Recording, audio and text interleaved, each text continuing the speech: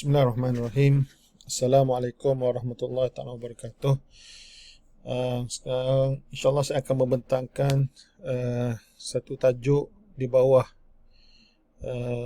kursus CJ Pembimbing Ibadah Haji SPIH,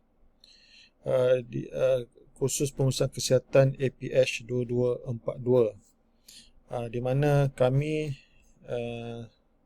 nama sebenarnya yang tertera di sini merupakan ahli kumpulan 5, di mana kita diminta untuk membincangkan senario berkaitan keuzuran tahap kesihatan jemaah haji yang menghadkan aktiviti ibadat, kan, di mana dalam isu ini kami bersepakat untuk memilih penyakit jemaah nyanyuk ataupun dipanggil demensia,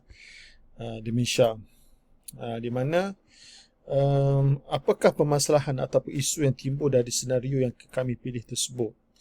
Okey, di sini kami melihat bahawa bagi jemaah yang mengidap demensia, isu yang timbul adalah berkaitan dengan kesempurnaan ibadah haji yang dilakukannya itu. Setakat mana kesempurnaannya berlaku. Ini kerana dalam melaksanakan kerja-kerja haji, jemaah dia kena sedar akan ibadat yang dilakukannya itu. Contohnya, sedar ketika melafazkan niat haji ataupun umrah. Jika dia tidak sedar, dia seperti orang gila lah, yang tidak menyedari apa yang dia lakukan. Maka dia tidak sah lah dia melakukannya sendiri. Dan satu lagi, sedar ketika berwukuf. Kerana salah satu daripada syarat wukuf adalah orang yang berwukuf mestilah seorang yang ahli bagi ibadah. Maksudnya tidak gila, tidak pitam atau tidak mabuk yang hilang akalnya sepanjang masa. Jika sedar walaupun seketika, wukuf adalah sah. Namun jika dibimbangi, jika jemaah ini tidak boleh jadi sedar sepanjang masa hingga tamat waktu wukuf, maka tiada hajilah baginya. Ini merupakan satu kerugian yang besar lah. Menyebabkan kewangan dan juga tenaga dan juga pengurusan, kerana menyebabkan jemaah tersebut tidak dapat haji, yang menyebabkan kegagalan lah kepada operasi haji pada tahun berkenaan. Kemudian satu lagi, jemaah perlu sedar ketika melakukan tawaf. Dan salah satu daripada syarat tawaf, dia kena sedar sepanjang masa dia sedang melakukan tawaf. Namun jika secara tiba-tiba dia tidak sedar dalam mana-mana pusingan, maka pusingan tersebut perlu dilakukan semula daripada pusingan pertama. Sebenarnya yang terdapat dalam kitab Bahrul Wafi wa Nar Safi merupakan kitab terpenting yang menjadi rujukan utama tabung haji. Di sini dinyatakan jika terputus pusingan tawaf dengan sebab mabuk, gila atau pitam, sama ada perkara tersebut berlaku tempoh yang lama atau sekejap, berlaku dengan sengaja atau tidak, jemaah wajib memulakan tawaf semula daripada pusingan pertama selepas sedar daripada mabuk, gila atau pitam itu.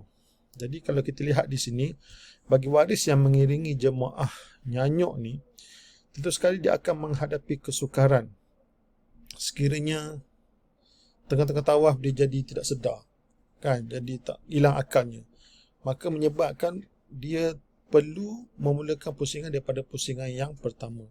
Dan tentu sekali lah kita lihat perbuatan ini akan sangat menyulitkan jemaah waris, untuk menguruskan urusan tawaf bagi jemaah ini. Dan begitu juga kita tentang sa'i. Jadi mana isu berkaitan dengan sa'i lah sama saja dengan isu berkaitan dengan isu tawaf yang dinyatakan tadi, di mana jemaah nak sedar sepanjang masa dia sedang bersa'i. Sedang bersa'i. Jika tidak, kesannya adalah sama sebagaimana dengan senario yang dinyatakan bagi kes tawaf di atas. Okey. Dan satu lagi tentang lontaran. Kerana salah satu daripada syarat melontar jamrah itu adalah tidak terpesong kepada tujuan-tujuan yang lain lah. Kan? Melainkan kerana lontaran bagi melaksanakan ibadah haji. Adalah dibimbangi jemaah di Malaysia tidak sedar akan tujuan lontaran yang dilakukannya itu, kan? Dia tak sedar apa tujuan dia lontar tersebut. Mungkin masa tu dia nyanyuk, dia melontar, orang melontar, dia pun melontar juga.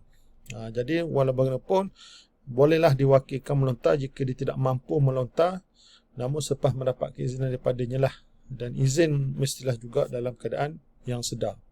Okey, jadi boleh disimpulkan di sini, kerja-kerja haji yang dinyatakan di atas secara tegasnya memerlukan jemaah berada dalam keadaan sedar ketika melakukannya. Jemaah yang mengidap demensia menghadapi risiko ibadat haji tidak sah.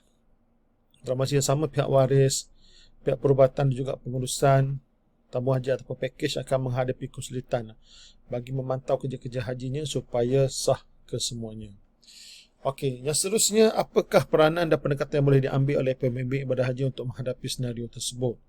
Jadi kita lihat di sini pembimbing dia mempunyai dua fasa lah yang berkaitan dengan peranan yang boleh dilakukan bagi menghadapi senario yang kita bincangkan sini, itu demensia.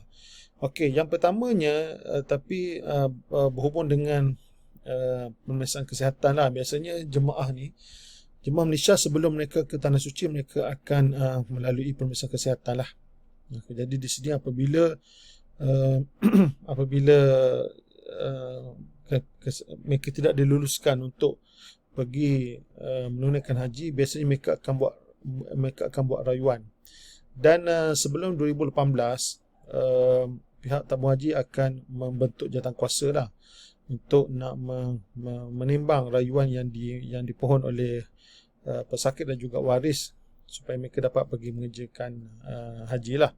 Okey, namun begitu maka di sinilah peranan pembimbing untuk menerangkan hukum dan risiko jika mereka yang demensia ini pergi mengerjakan haji, kerana kemungkinan besar dia tidak dapat haji dengan sebab-sebab yang kita bincang yang berkaitan dengan apa yang kita nyatakan sebentar tadi lah, dan akan menyulitkan akan menyulitkan waris yang turut sama pergi bersama dengan waris yang nyanyuk tersebut. Okey, kerana dalam satu sudut yang lain pula, dari segi mengiringi jemaah sekarang ni sudah tidak merupakan satu keistimewaan atau kelebihan untuk nak mengiringi jemaah yang bermasalah ni, kerana pihak Muzakarah Haji pada tahun 1441 telah memutuskan yang dimasukkan dengan berkemampuan dengan bantuan orang lain adalah maksudnya dengan badal, bukan bermaksud dia tu mampu dengan sebab orang mengiringi dia, bukan macam tu. Okey, jadi dia sebenarnya maksudnya adalah dengan badal. Jadi oleh kerana itu, kerana kita lihat ada juga waris yang memohon lah untuk mengiringi contohnya warisnya yang nyanyuk tersebut, tapi sebenarnya ini sudah bercanggah lah dengan polisi ataupun keputusan Muzakarah Haji yang dinyatakan tadi.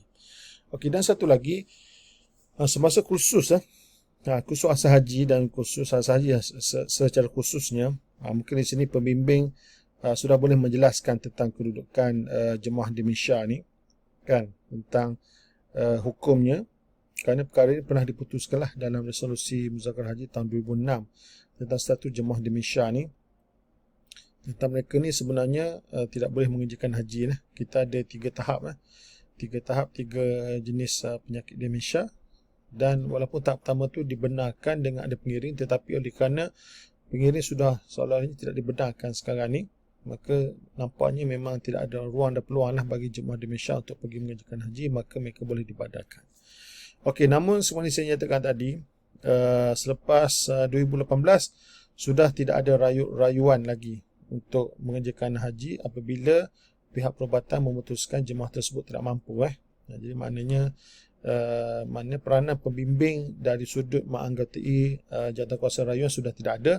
Namun peranan yang kita lihat sekarang ni adalah mereka maklumkan semasa kursus asal haji tentang status dan kedudukan jemaah demensia bagi melaksanakan haji. Boleh dikatakan semua tahap jemaah demensia ni sudah tidak boleh mengerjakan haji. Okey, namun anda kata terdapat jemaah demensia yang terlepas sampai ke Tanah Suci, maka apa perlu dilakukan oleh pembimbing? Maka di sinilah peranannya sangat besar lah untuk menerangkan kepada, mungkin ada waris yang mengikut, kemungkinan waris yang mengikut supaya memantau ibadat jemaah tersebut, khususnya ketika niat, ketika tawaf, ketika sa'i dan melontar, supaya dilakukan semua itu dalam keadaan sedar. Tapi kalau tidak ada waris, mungkin jemaah ini mungkin akan diambil perhatian oleh pihak pengurusan, yang akan menimbulkan bebanan lah kepada pihak pengurusan untuk memberi satu pemantauan khusus bagi jemaah ini, dan juga pihak bimbingan juga terpaksa memantau lah ibadat jemaah ini supaya dia sah semuanya sekali, insya-Allah. Okey. Dan tugas yang terakhir yang diminta pada kami adalah supaya menghasilkan satu template yang boleh digunakan pakai di Tanah Suci lah, semua pembimbing ibadah haji. Jadi kami memilih untuk membuat teks ceramah lah. Sebenarnya kami buat hukum melaksanakan haji bagi jemaah di Malaysia. Di sini kami memilih memberi mungkin teks ni panjang, mungkin pihak urustia ataupun pihak pensyarah yang menguruskan kursus ini bolehlah membaca dengan terperinci lah, sebab teks ni panjang, kami tidak boleh membaca semuanya, tapi dia boleh jadikan rujukan untuk memahami konsep melakukan ibadat, konsep taklif, konsep berakal yang diwajibkan ibadat. Ibadat ini merupakan satu yang Allah wajibkan kepada orang yang mampu saja, kan. Kalau tidak mampu, gugur kewajipan tersebut dan boleh dibadalkan. Jadi itu sajalah yang kami boleh bentangkan di sini tentang tajuk jemaah di Malaysia. Semoga dia memberi manfaat kepada semua. Assalamualaikum warahmatullahi taala wabarakatuh.